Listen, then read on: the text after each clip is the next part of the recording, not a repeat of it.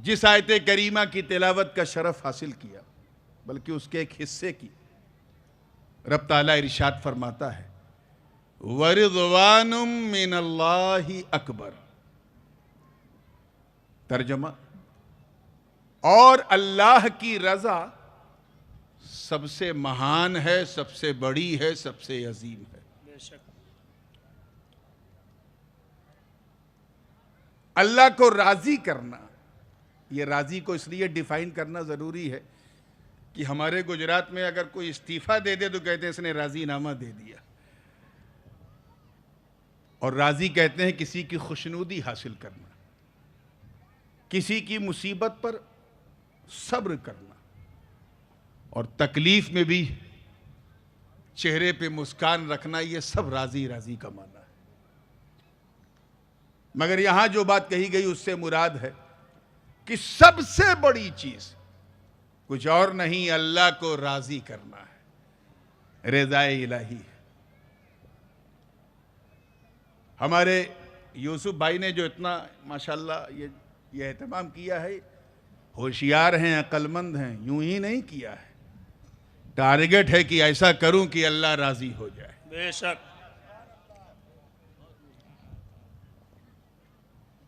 हम सब यहां आए हैं इसीलिए कि कोई राजी हो या ना हो, मेरा मौला राजी हो जाए। एक बात याद रखिएगा,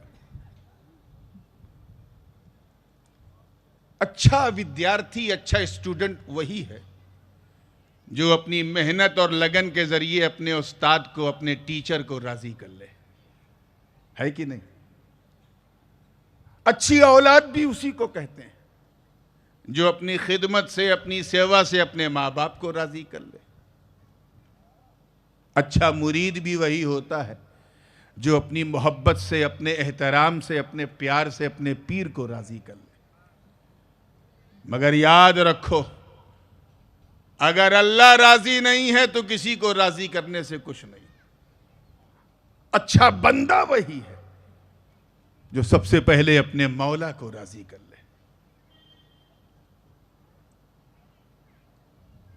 अभी मगरिब की नमाज से पहले 5 मिनट की एक इंतहाई कीमती गुफ्तगू हुजूर वालिदे गिरामी ने मस्जिद में की, क्योंकि अजान में वक्त था। यकीन जानो वो 5 मिनट की गुफ्तगू जो है वो पूरी जिंदगी का सरमाया है। ऐसे वर्ड्स ऑफ विजडम थे कि अगर इसे आप अपने सीने में बसा के ले जाओ तो यहां भी बेड़ा पार हो जाए, वहां भी बेड़ा पार हो जाए। हजरत ने एग्जाम्पल दिया कि जब हम अल्लाह की मर्जी से आए हैं और उसी की मर्जी से जाएंगे तो हमें उसी की मर्जी से जीना भी चाहिए। बेशक बेशक। और जो उसकी मर्जी से जीता है वही अल्लाह को राजी कर पाता है।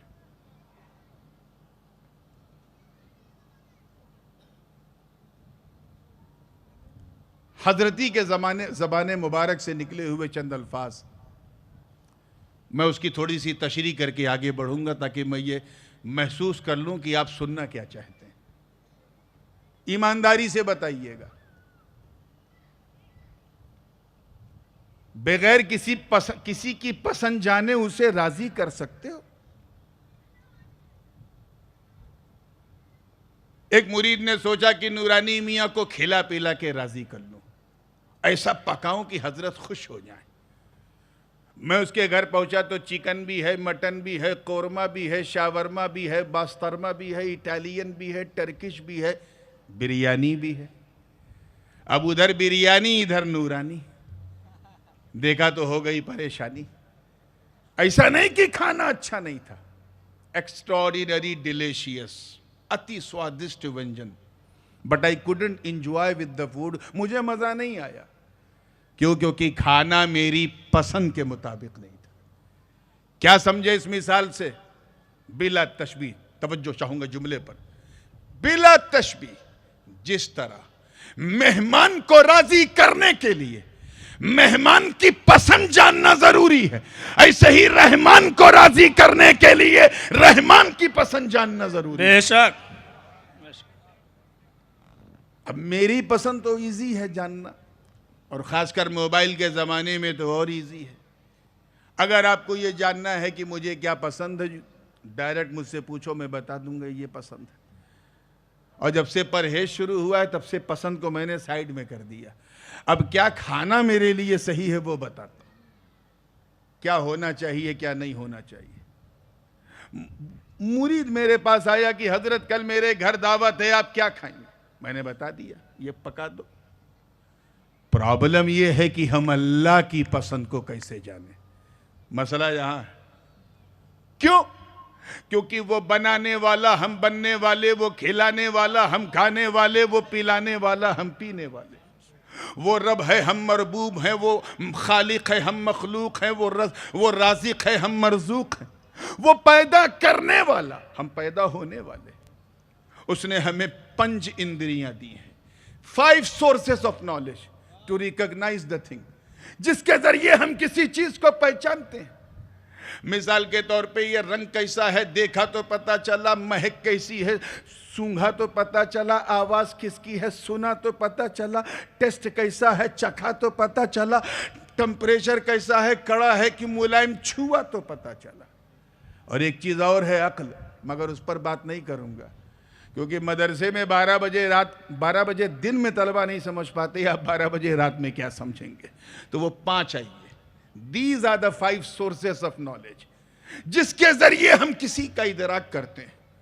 मुझे बताओ सुन्नियों, जब हम अल्लाह को देख नहीं सकते, छू नहीं सकते, चख नहीं सकते, सूंघ नहीं सकते, तो उसकी इच्छा कैसे जाने, उसकी मर्जी कैसे जाने, उसकी पसंद कैसे जाने, और जब तक जानेंगे नहीं उसे राजी कैसे करेंगे। बात समझ में आ रही है कि नहीं?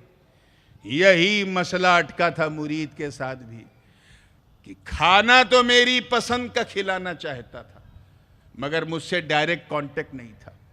पेथापुर का रहने वाला, मुझसे डायरेक्ट कांटेक्ट नहीं, नंबर नहीं, भागता हुआ गया यूसुफ भाई के पास कि यूसुफ भाई हजरत की कल मेरे घर दावत है, बताओ क्या पसंद है। इन्होंने खटाखट बता दिया, सादा सादा खाना बना देना, हजरत खुश हो जाएंगे। वो क्यों? कि यही अंदर की बात है, खाना जितना सादा होता है दुआ उतनी ज्यादा होती है। मैं उसके घर पहुंचा, सादा सादा खाना देखा, खाना था 2 रोटी, खा लिया 4 रोटी।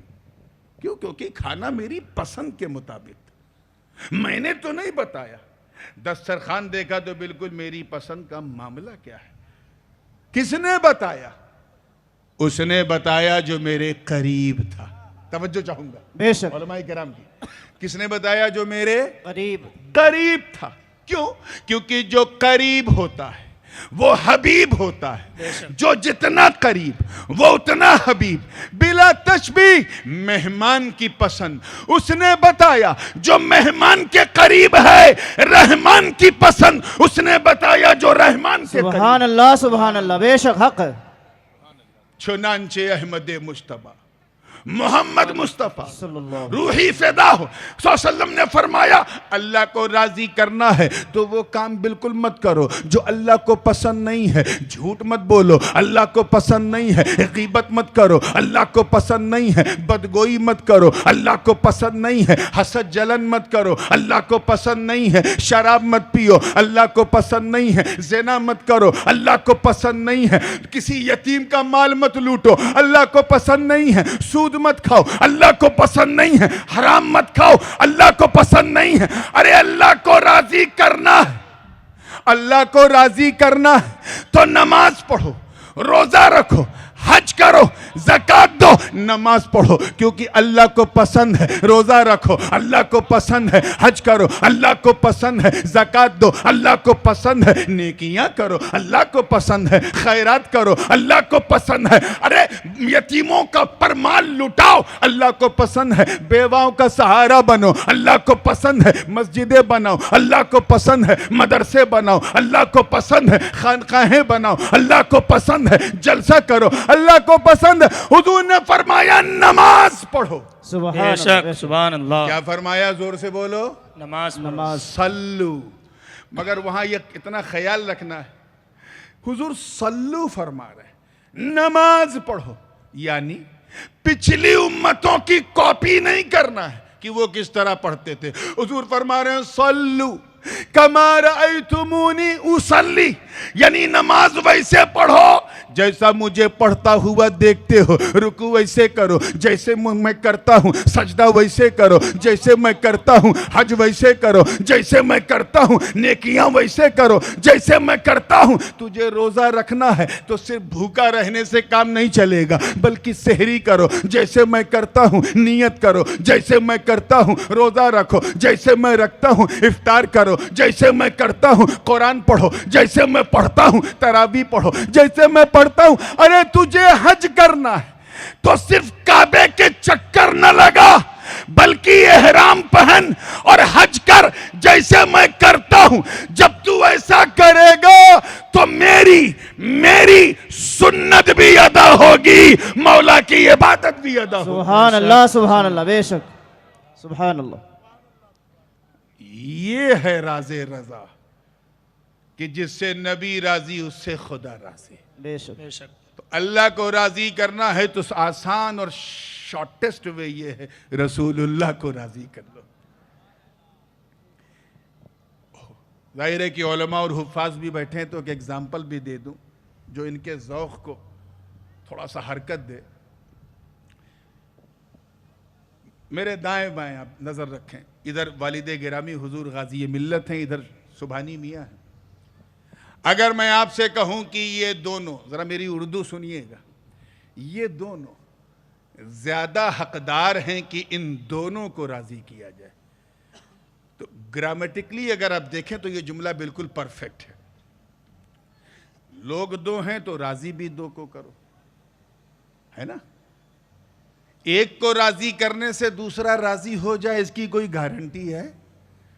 अभी वो नात खां साहब पढ़ रहे थे, लोग उनके जेब में डाल रहे थे। ईमानदारी से बताओ, आप राजी हो रहे थे या वो राजी हो रहा था?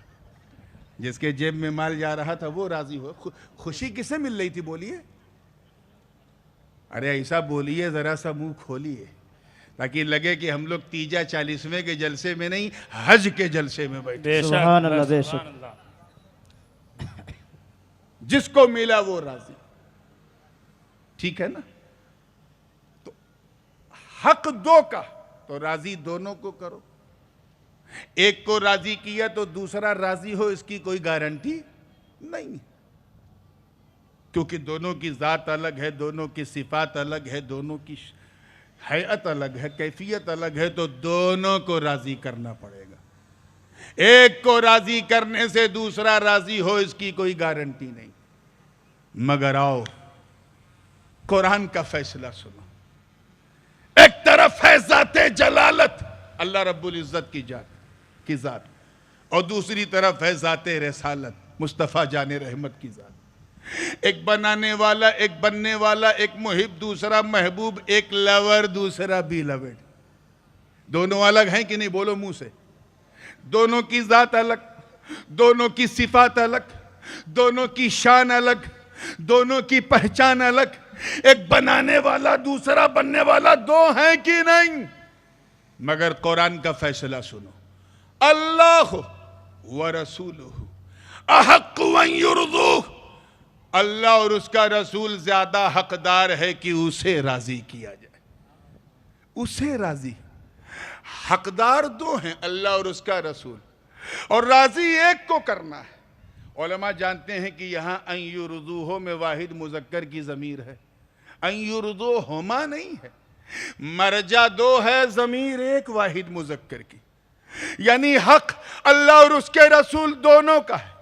राजी एक को करें तो ये रब बता दे किसे राजी करे। आवाज आई, अरे तू मेरी पसंद कैसे जान सकता है बगैर मुस्तफा के, इसलिए मुझे राजी करना है तो इधर उधर मत भटक, बस मेरे महबूब का दामन थाम ले, जिससे मुस्तफा राजी उससे खुदा राजी। सुभान अल्लाह, नारे तकबीर, अल्लाहु अकबर, नारे रिसालत या रसूल अल्लाह, नारे हैदरी, हुजूर ताजुल उलमा। जाल तू जिक्र का जिक्र मिन जिक्री फमन ज़करका ज़करनी, ए महबूब मैंने तेरी ही याद को, तेरे ही जिक्र को अपना जिक्र बना लिया। अब जिसने तुझे याद किया उसने मुझे याद किया, जिसने तुझे प्यार किया उसने मुझे प्यार किया। जो तेरा हो गया वही मेरा हो गया, जो तेरा नहीं वो मेरा नहीं। अब ये नहीं देखा जाएगा कि खुदा की रुबूबियत और इलाहियत और तौहीद का झंडा लेके कौन चल रहा है। अब ये देखा जाएगा कि नारे रिसालत कौन लगा रहा है, क्योंकि जो मुस्तफ़ा का वही खुदा का। गोया रब ये फरमा रहा है कि ऐ मेरे प्यारे, मैं मुहिब हूँ, तू महबूब है, मैं लवर हूँ, तू बिलवड है, मैं चाहने वाला, तू मेरी चाहत। यहाँ न कुछ तेरा न कुछ मेरा, जो कुछ मेरा वो सब तेरा, यहाँ तेरा मेरा नहीं। तभी तो आला हजरत अजीमुल बरकत इमाम इश्क व मोहब्बत अशाह इमाम अहमद रजा खां मुहद्दिस बरेलवी ने कुफ्र के ताबूत पर आखिरी कील ठोकते हुए जब अपना अकीदा बयान किया तो यूं अर्ज किया कि या रसूल अल्लाह, मैं तो मालिक ही कहूंगा कि हो मालिक के हबीब, यानी महबूब व मुहिब में नहीं मेरा तेरा। सुभान अल्लाह, नारे तकबीर, नारे रिसालत, शहंशाह खिताबत, शहज़ादे मखदूम सिमना, नारे तकबीर। वक्त बहुत ज़्यादा हो गया, मैं 5 मिनट में पूरा कंक्लूजन आपके सामने रख के रुखसत हो रहा हूँ, क्योंकि मैं बहुत देर तक हज़रत के और आपके दरमियान हायल नहीं रहना चाहता है। तवज्जो है ना आप लोगों की? तो we all came to get pleasure, to please almighty Allah. Target एक है कि बस अल्लाह राजी हो जाए। आप सोचो, इन हुज्जाज को देखो और ये हाजात को भी देखो, किस लिए जा रहे हैं। एक हाजी साहब चले अहमदाबाद, गांधीनगर से अहमदाबाद एयरपोर्ट के लिए, 2 कपड़े में लिपटे। साथियों ने पूछा, हाजी साहब क्या मामला है? बड़ा कीमती बुजुर्गों बर्ग कपड़ा पहनते थे, ये 2 सफेद सफेद शाल ओढ़े हो, मामला क्या, कुछ कड़की है क्या? हाजी साहब ने कहा, कड़की नहीं है, मैंने ये 2 शालें इसलिए ओढ़ी हैं ताकि मेरा मौला राजी हो जाए, मौला राजी हो जाए। जहाज पे बैठे, पहली बार फ्लाइट में बैठे थे, डर भी था, कपकपाहट भी थी, थरथराहट भी थी, और जब ट्रबुलेंस आता था तो और डर जाते थे, मगर फिर भी लब्बैक अल्लाहुम्मा लब्बैक की सदा दे रहे। क्यों? ताकि खुदा राजी हो। बेशक। 4.5-5 घंटे के बाद जैसे ही जद्दा में लैंड हुए, जमीन से फ्लाइट छुआ, दिल की धड़कन बढ़ गई, जोर जोर से लब्बैक लब्बैक की सदा देने लगे। क्यों? ताकि खुदा राजी हो जाए। दीवानों की तरह सिर्फ 2 शाल लपेटे हुए पूरे एयरपोर्ट में घूम रहे हैं, किसी और के लिए नहीं, सिर्फ इसलिए ताकि खुदा राजी हो जाए। जितने भी हाजी और हाजात हैं, हज्जियानी जिनको यहाँ कहते हैं, गौर से आने वाली बात सुने ताकि उन्हें तरतीब हज भी समझ में आ जाए और तरबियत भी उनकी हो जाए। उसके बाद चले हाजी साहब मक्का, तो जाहिर है कि बहुत दिन पहले गए थे, इसलिए हज्जे तमत्तो की नियत की, यानी पहले उम्रा। मक्का पहुंचे, दिल की धड़कन तेज, जैसे ही क्लॉक टावर पर नजर पड़ती है, दूर ही से आवाज आने लगी, लब्बैक अल्लाहुम्मा लब्बैक, लब्बैक ला शरीका लक लब्बैक, इन्नल हम्द वन निअमत लक वल मुल्क ला शरीका लक। ये कहते कहते होटल में पहुंचे, अपने आप को फ्रेशअप किया, नहाए धोए, पसीने की वजह से बदन से बू आ रही है, मगर इत्र नहीं लगा रहे हैं। क्यों? ताकि खुदा राजी हो जाए। खुशबू नहीं लगा रहे, जानते हैं कि इस वक्त खुशबू न लगाना अल्लाह को पसंद है, बस मेरा मौला राजी हो जाए। फिर वहां से चले, दिल की धड़कन तेज है, जबान पर लब्बैक की सदा है उम्रे के लिए। जैसे ही मताफ में दाखिल हुए, निगाह खाने काबा पे पड़ी, आंखों से अश्क जारी हो गए, और रुकने अस्वद से उन्होंने बिस्मिल्लाह अल्लाहु अकबर कहते हुए तवाफ की नियत की, और सिर्फ इसलिए की ताकि मेरा मौला राजी हो जाए। 1 चक्कर, 2 चक्कर, 3 चक्कर, 7 चक्कर, दीवानों की तरह, मस्तानों की तरह, दरवेशों की तरह, फकीरों की तरह सिर्फ 2 कपड़े में लिपटा है। और अगर मर्द है तो उसकी तो कैफियत ही अलग है, वो तो रमल भी कर रहा है शुरू के 3 चक्करों में, और इस्तेबा किए हुए है, यानी एहराम को कंधे के नीचे से गर्दन के ऊपर इस तरह से लेके चल रहा है। किसी ने पूछा ये क्या तरीका, एक कंधा खुला है दूसरा कंधा दिख रहा है, कहा ये तो मुझे भी नहीं मालूम, बस इसलिए कर रहा हूं ताकि मेरा खुदा राजी हो जाए। दीवानों की तरह पागलों की तरह चक्कर लगाता रहा ताकि खुदा राजी हो जाए। उसके बाद वाजिबुत तवाफ मकाम इब्राहिम में पढ़ने के लिए दौड़ रहा है, जगह नहीं मिली तो हरम के किसी हिस्से में पढ़ लिया ताकि खुदा राजी हो जाए।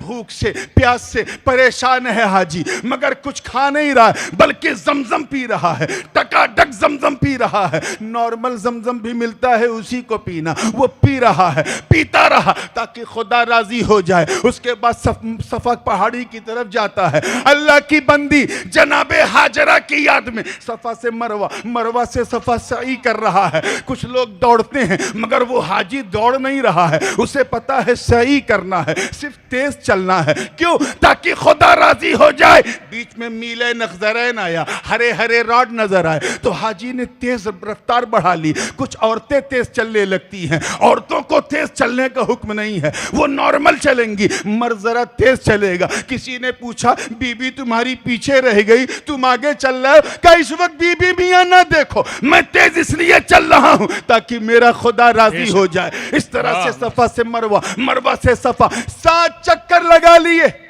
फिर निकला और अपने खूबसूरत बालों का हल्क करवा दिया, साफ करवा दिया। लंबी लंबी जुल्फे थी, सोचा क्या करूं तो चलो कस्र कर लेते हैं, थोड़ा सा कटवा लिया ताकि खुदा राजी हो जाए। उसके बाद एहराम उतारा, गुस्ल किया और फिर इंतजार करने लगा। 8 ज़ुल्हिज कब आता है, कब मैं मिना जाता हूं। हाजियों का काफिला लब्बैक लब्बैक की सदाओं में मिना की तरफ बढ़ गया और कैंप में पहुंचा। नरम नरम गद्दे पे सोने वाला, एयर कंडीशन कमरों में रहने वाला हाजी वहां गद्दे नहीं चटाई और दरी पे लेटा है ताकि खुदा राजी हो जाए। संडास के लिए नंबर लगा रहा है ताकि खुदा राजी हो जाए। कुछ नहीं, जो कुछ मिल रहा है खाकर सब्र कर रहा है ताकि खुदा राजी हो जाए। 9 तारीख होती है, अब बस से या फिर पैदल वो मकाम अरफात की तरफ बढ़ता है हज करने के लिए। ये वो रुकन है जो फर्ज है, अगर ये रुकन छूटा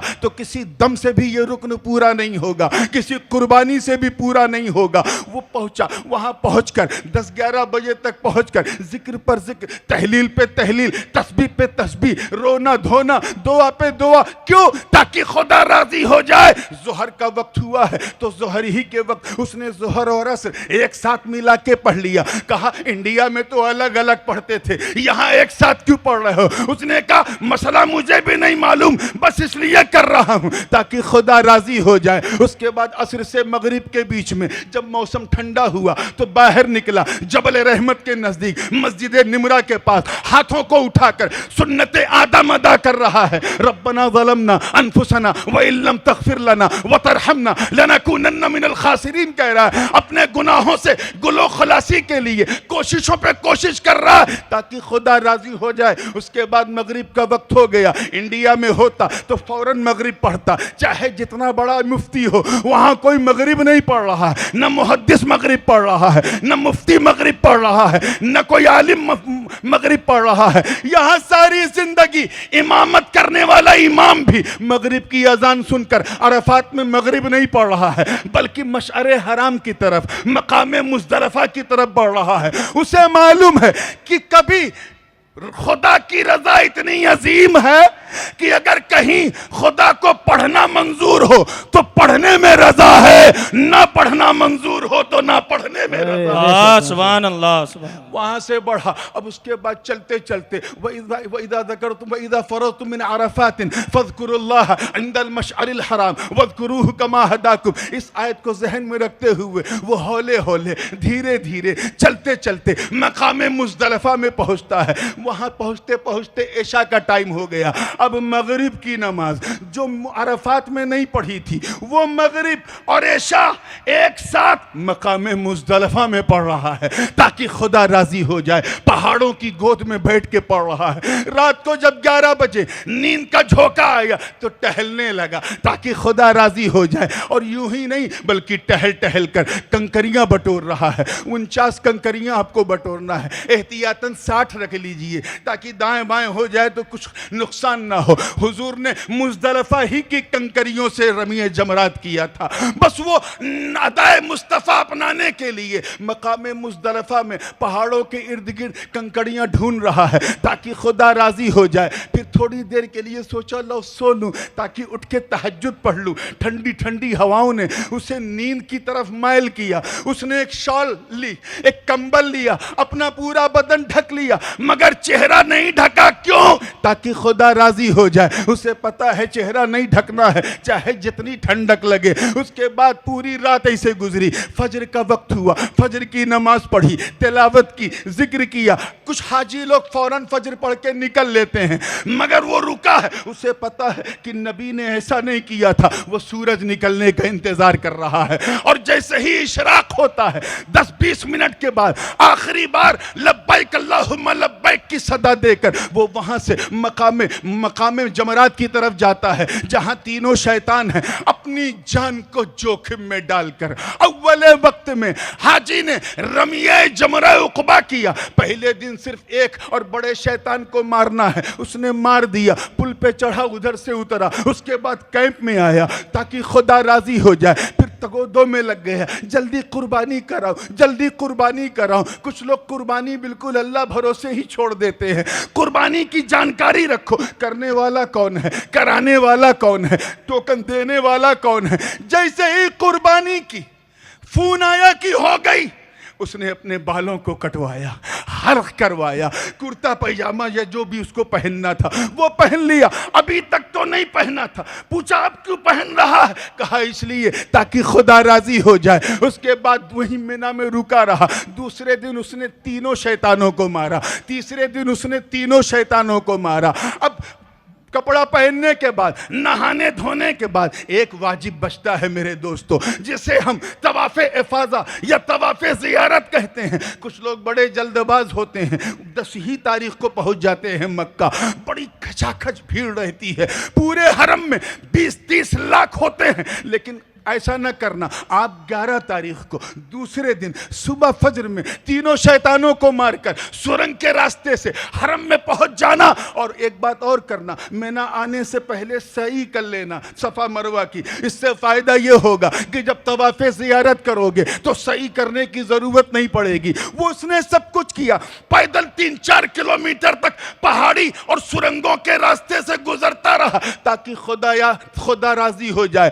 इतना सब करने के बाद वो बंदा हाजी बना। क्या बना? जोर से बोलो। सुभान अल्लाह, हाजी। और हुजूर की हदीस है कि जब कोई बंदा हज करता है, मुत्तफक अलैह हदीस यानी बुखारी और मुस्लिम में, तो ऐसे ही हो जाता है जैसे आज ही इसकी मां ने इसे जना हो। Free from since and evils, completely purified, बिल्कुल नीट एंड क्लीन। जितना दाग लगा था अल्लाह को राजी करते करते करते करते करते सारे दाग मिट गए, मगर अभी एक रुकन बाकी था। कुरान मुकद्दस की आयत आवाज दे रही है, वलौ अन्नहुम इज़ ज़लमू अनफुसहुम जाऊका फस्तगफिरुल्लाह वस्तगफर लहुमुर रसूल लवजदुल्लाह तव्वाबर रहीमा। जिन्होंने अपनी जानों पर जुल्म किया, महबूब आपके पास आए, आपकी बारगाह में पहुंचकर मुझसे माफी मांगे, आप भी इनकी सिफारिश करें, तब मैं तव्वाब रहूंगा इनके लिए। मतलब साफ है, गोया रब ये फरमा रहा है। तवज्जो चाहूंगा एक लम्हे के लिए। गोया रब ये फरमा रहा है कि ऐ हाजियों, हज तो कर लिया लेकिन एक रुकन बाकी है। चलो मदीने की तरफ, चलो महबूब के शहर। अरे पहुंच के तो देख, अगर मेरा महबूब तुझे देख के सिर्फ मुस्कुरा दे, सिर्फ मुस्कुरा दे, तेरी हज की सनद पर अपनी मोहर लगा दे, तब जाके तू सच्चा हाजी बनेगा। सुभान अल्लाह, सुभान अल्लाह। बेशक तभी आला हजरत ने कहा था, हाजियों आओ शहंशाह का रोजा देखो। काबा तो देख चुके, काबे का काबा देखो। मेरे दादा जान हुजूर मुहद्दिस आज़म हिंद ने और बढ़ के कहा कि हाजियों आओ चलो अहमद मुख्तार के पास, शाफ़े रोज़े जज़ा अपने मददगार के पास। हज हज अगर हज है तो फिर तकमीले हज के लिए आओ काबे से चले, काबे की सरकार के। नारे तकबीर, नारे रिसालत, या रसूल अल्लाह, ज़ियारत हरमैन शरीफैन, जिंदाबाद। हुजूर गाज़ी मिल्लत, हुजूर ताजुल उलमा, नारे तकबीर, अल्लाहु अकबर। नारे रिसालत। या रसूल अल्लाह। उम्मीद है कि हाजियों ने बड़े गौर से सुना होगा, और ना सुना होगा तो रिकॉर्डिंग फिर सुन लेंगे। इसी तरतीब के साथ चलेंगे। हज दमदार होगा लेकिन दम नहीं देना पड़ेगा। व आखिर दावाना अनिल हम्दुलिल्लाहि।